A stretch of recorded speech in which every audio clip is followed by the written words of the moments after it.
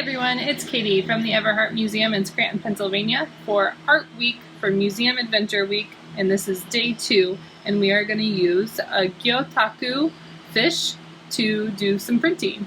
So we have provided with you a rubber version of a fish to print.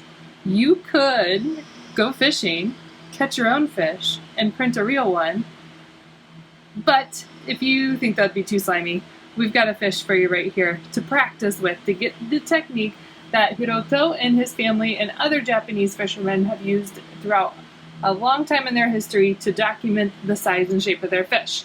So what I want you to do first is take some time to come up with a story. So this could be a real or made up story of you going fishing and catching your fish. So give your answer for when you caught your fish, where you caught your fish, who were you with, or maybe you were fishing by yourself, what kind of fish did you catch, and how big was your fish.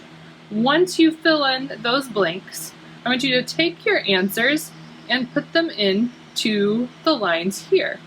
So on June 22nd, 2020, I went fishing at Lake Scranton. My best friend went with me. I caught a bluegill that was 7 inches long. And then you can add any more down here at the bottom to make your story truly yours. So those were just simple answers. You can get as creative or silly as you want for your story. Because what we're going to do is we're going to practice printing on some of our papers.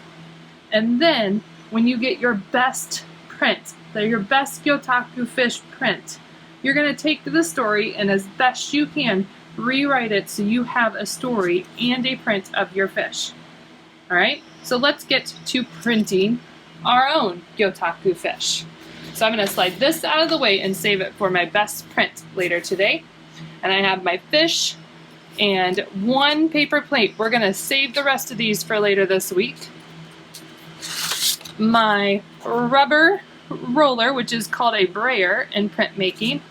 1 color of paint. If you clean up everything and you try again later on, you can try to do other colors of the prints, but we recommend for this week, for Museum Adventure Week, you just be cautious on how much of your paint you use so you don't run out for the rest of our prints. So I took the plastic off to start, and I think that might be it. And it is ready to go. There's no other film to keep your paint safe in there.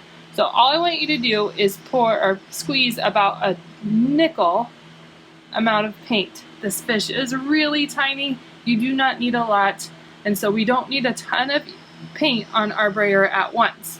So you have your work mat to keep your table nice and safe, but I also have paper down as well.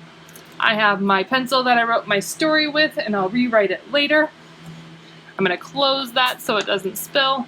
And I just want to get 1 paper ready. My hands might get a little bit messy, so I want to be cautious that I don't make too much of a mess on my paper except for my print.